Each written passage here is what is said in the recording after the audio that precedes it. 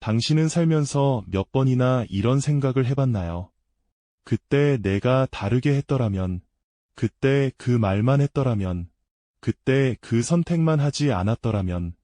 자려고 누웠는데 갑자기 몇 년 전 그 장면이 떠오르고 아무렇지 않게 밥을 먹다가 문득 그 사람 얼굴이 생각나고 퇴근길 지하철 안에서 이유도 없이 그 시절로 돌아가고 싶어지는 그 감각. 아마 한두 번이 아닐 겁니다. 그리고 그 감각은 시간이 지난다고 해서 희미해지지 않습니다. 오히려 어떤 후에는 나이가 들수록 더 선명해지고 더 무거워집니다. 오늘은 바로 그 이야기를 하려고 합니다. 거창한 역사 이야기도 남의 나라 이야기도 아닙니다. 지금 이 영상을 보고 있는 바로 당신의 이야기입니다. 끝까지 함께 해주세요. 분명히 중간 어딘가에서 당신도 모르게 그 시절 누군가의 얼굴이 떠오를 거니까요. 매일 같은 시간에 마주쳤던 사람이 있었을 겁니다. 눈이 마주치면 괜히 다른 곳을 봤던 그 순간들. 같이 있을 땐 아무렇지 않은 척했는데 헤어지고 나면 그 대화를 몇 번이고 머릿속으로 되감았던 그 시절. 분명히 뭔가 있었습니다. 그 사람도 느꼈을 거라고 왠지 그런 확신이 있었는데 그런데 말하지 못했죠. 지금은 아닌 것 같아서, 어색해질 것 같아서. 조금만 더 있다가 그렇게 내일로, 다음 주로, 다음 달로 미루다가 어느 날 그 사람은 당신의 일상에서 조용히 사라졌습니다. 연락처는 아직 저장되어 있는데 이제는 먼저 연락할 수 없는 어색한 사이가 되어버렸죠. 한참이 지난 어느 날 밤 아무 생각 없이 SNS를 넘기다가 그 사람의 환하게 웃는 사진을 발견했을 때 잘됐다 싶으면서도 이상하게 가슴 한켠이 싸하게 내려앉는 그 감각. 그게 뭔지 설명하기가 어렵습니다. 미련인지 아쉬움인지 아니면 그냥 그 시절 자체가 그리운 건지. 그때 말했더라면 어땠을까? 그 질문은 아무런 답도 없이 그냥 오래오래 마음속에 남습니다. 시간이 지나면 잊혀지겠지 했는데 어떤 감정은 시간이 지날수록 오히려 더 또렷해집니다. 그게 말하지 못한 감정의 가장 잔인한 부분입니다. 오랫동안 절친이었던 친구와 사소한 오해 하나로 멀어진 적 있으신가요? 내가 왜 먼저 해? 걔가 먼저 사과해야지. 자존심 하나 지키려다 결국 연락이 끊겨버린 그 관계. 처음엔 시간이 지나면 자연스럽게 풀리겠지 했는데 어느 순간 연락하기엔 너무 오랜 시간이 흘러버렸다는 걸 깨닫게 됩니다. 나중에 그 친구가 많이 힘들었다는 걸 전해 들었을 때 그때 내가 먼저 손을 내밀었더라면 하는 마음. 말하지 못한 감정, 끝내지 못한 관계. 그것들은 시간이 지나도 사라지지 않고 마음 한켠에 조용히 자리를 잡습니다. 우리 뇌는 끝나지 않은 이야기를 끝내려고 계속 그 장면으로 돌아갑니다. 결말이 없기 때문입니다. 그래서 몇 년이 지나도 아무 이유 없이 그 사람이 떠오르는 겁니다.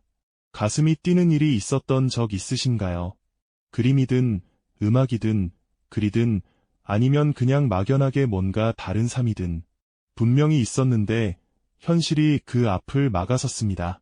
먹고 사는 문제, 부모님 걱정, 안정적인 미래. 그걸로 먹고 살 수 있겠어?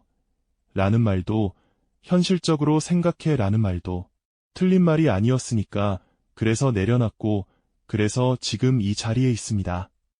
그런데 가끔 이런 순간이 옵니다.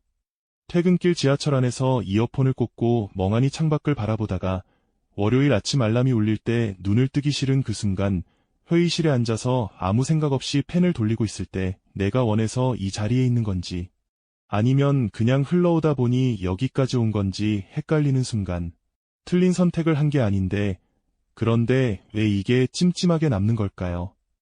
왜 가끔 그 길을 선택한 누군가를 보면 설명하기 어려운 먹먹함이 남는 걸까요? 그건 후회가 아닐 수도 있습니다. 가지 않은 길에 대한 그리움입니다. 내가 선택하지 않은 또 다른 나에 대한 궁금증입니다. 그 길이 더 좋았을지 나빴을지는 아무도 모릅니다. 하지만 확실한 건 선택은 언제나 한쪽을 포기하는 일이라는 겁니다. 안정을 선택했고 그 선택이 틀리지 않았다는 걸 압니다. 그런데 가끔은 그 안정이 내가 진짜 원했던 삶인지 아니면 두려워서 고른 삶인지 구분이 안 될 때가 있습니다. 그 경계가 흐릿해질 때 사람들은 조용히 그 시절을 떠올립니다. 그때 계속했더라면 지금의 나는 달랐을까 하고, 전화가 왔을 때 바빠서 짧게 끊었던 적 있으신가요? 밥 먹었냐는 말에 응 하고 대화를 끝냈던 적 있으신가요?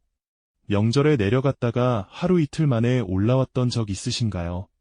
그때는 몰랐을 겁니다. 그게 당연한 게 아니라는 걸 사람들은 가장 소중한 것일수록 가장 당연하게 여깁니다. 매일 그 자리에 있으니까, 오늘 안 해도 내일 하면 된다고 생각하니까, 전화 한 통, 밥 한 끼, 같이 보낸 하루, 그게 특별한 일이 아니라고 생각했으니까요. 그런데 그 당연함이 어느 순간 당연하지 않아지는 날이 옵니다. 아무 예고도 없이 부모님이 아프기 시작하면 처음엔 설마 합니다. 별거 아니겠지, 곧 나아지겠지.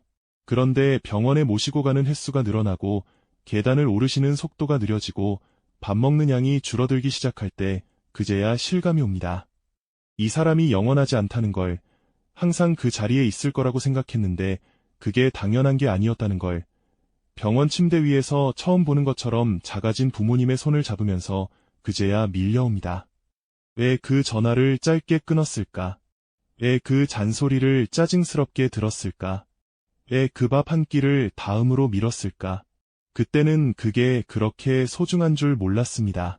사랑은 다시 고백할 수 있고 꿈은 다시 꿀 수 있습니다. 하지만 이건 다릅니다. 시간이 지나면 기회 자체가 사라집니다. 그 사람이 세상에 없고 나면 아무리 후회해도 닿을 곳이 없습니다. 아무리 미안하다고 해도, 고맙다고 해도, 사랑한다고 해도 들어줄 사람이 없습니다. 어릴 때는 매일 같이 붙어 살았는데 어른이 되면서 점점 멀어지는 형제자매, 명절에나 겨우 얼굴 보는 사이가 되고 연락도 점점 뜸해지고 어느 날 문득 우리 마지막으로 둘이 밥 먹은 게 언제더라 싶은 순간이 찾아옵니다. 바빠서, 피곤해서 다음에 하면 되지. 그 말이 쌓이다 보면 세상에서 가장 오래 알고 지냈던 사람이 어느 순간 가장 낯선 사람이 되어 있습니다. 사람들이 임종 직전에 가장 많이 하는 후회가 무엇인지 조사한 연구가 있습니다. 더 열심히 일했더라면을 후회하는 사람은 거의 없었습니다. 더 높은 자리에 올랐더라면, 더 많이 벌었더라면을 후회하는 사람도 많지 않았습니다. 하지만 더 많이 함께했더라면, 그 말 한마디만 했더라면을 후회하는 사람은 너무나 많았습니다. 더 자주 웃어줄 걸, 더 자주 안아줄 걸, 더 자주 고맙다고 말할 걸. 인생의 끝에서 남는 건 결국 사람이었습니다. 후회는 나쁜 감정이 아닙니다. 후회한다는 건 그 순간이 당신에게 진심으로 소중했다는 뜻이니까요. 아무 감정도 없었다면 후회조차 하지 않았을 겁니다. 그러니 지금 이 순간 가슴 어딘가가 묵직하게 내려앉는 느낌이 든다면 그건 당신이 그만큼 진심으로 살아왔다는 증거이기도 합니다.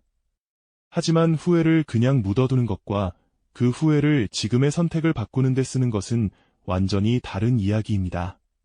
말하지 못한 감정을 평생 가슴속에만 묻어두는 사람이 있는가 하면 그 후회를 계기로 오늘 당장 연락을 하는 사람도 있습니다.